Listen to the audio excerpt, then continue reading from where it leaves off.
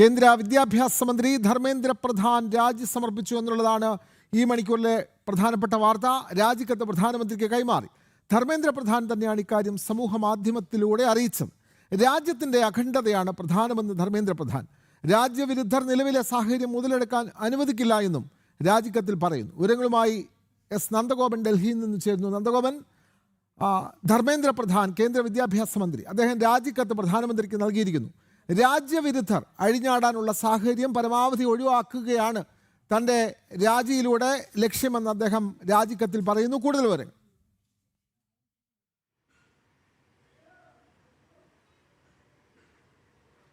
വിനോദ, കഴിഞ്ഞ മണിക്കൂറുകളിലാണ് കേന്ദ്ര വിദ്യാഭ്യാസ മന്ത്രി ധർമ്മേന്ദ്ര പ്രധാൻ രാജി സമർപ്പിച്ചിരിക്കുന്നത്. പ്രധാനമന്ത്രി നരേന്ദ്രമോദിക്ക് 2 പേജുള്ള രാജിക്കത്താണ് അദ്ദേഹം സമർപ്പിച്ചിരിക്കുന്നത്.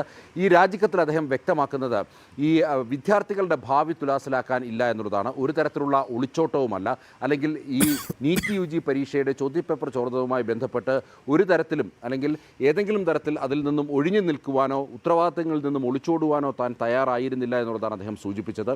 ഈ പരീക്ഷാ ചോദ്യപേപ്പർ ചോർന്ന് അല്ലെങ്കിൽ അത് തെളിഞ്ഞ് അതിന് തൊട്ടു പിന്നാലെ തന്നെ CBI അന്വേഷണം പ്രഖ്യാപിക്കുന്നു. CBI അന്വേഷണം പ്രഖ്യാപിച്ചതിന് ശേഷം വീണ്ടും പുനഃപരീക്ഷ നടത്തുന്നു. അതിൻ്റെ മൂല്യനിർണ്ണയം നടത്തി. ഇതിനോടകം തന്നെ ഫലപ്രഖ്യാപനവും നടത്തി കഴിഞ്ഞു എന്നുള്ളതാണ് അദ്ദേഹം സൂചിപ്പിച്ചത്. എന്നാൽ ഇതിൻ്റെ മറവിൽ ഈ നീറ്റ് UG പരീക്ഷ ചോദ്യപേപ്പർ ചോർന്നതുമായി ബന്ധപ്പെട്ട് അതിൻ്റെ മറവിൽ CJP ഡൽഹിയിൽ ജന്തർ മന്ദിറിൽ നടത്തുന്ന സമരങ്ങൾ, ആ സമരങ്ങൾ വലിയ രീതിയിലുള്ള അരാജകത്വത്തിലേക്ക് വഴിമാറുന്നു. പൊതു മുതലുകൾ നശിപ്പിക്കുന്നു. മാത്രമല്ല വിദ്യാർത്ഥികളുടെ ഭാവി കൂടി തുലാസിലാക്കുകയാണ് എന്നുള്ളതാണ് അദ്ദേഹം സൂചിപ്പിച്ചത്.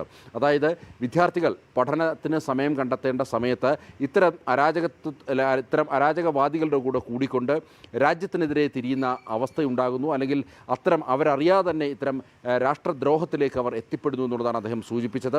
അതുകൊണ്ട് തന്നെ വിദ്യാർത്ഥികളുടെ ഭാവി കരുതിക്കൊണ്ട് ഇതിൽ നിന്നും അല്ലെങ്കിൽ താൻ ഈ രാജി സമർപ്പിക്കുന്നു എന്നുള്ളതാണ് അദ്ദേഹം സൂചിപ്പിച്ചത്. പ്രധാനമന്ത്രി നരേന്ദ്രമോദിക്കും മറ്റ് ക്യാബിനറ്റ് അംഗങ്ങൾക്കും അദ്ദേഹം നന്ദി രേഖപ്പെടുത്തിക്കൊണ്ടുന്നു.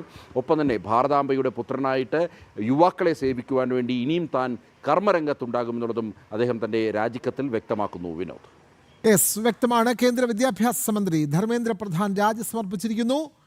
രാജ്യത്ത് നീറ്റ് പരീക്ഷയുടെ നടത്തിപ്പുമായി ബന്ധപ്പെട്ട പരാതിയുടെ മറവിൽ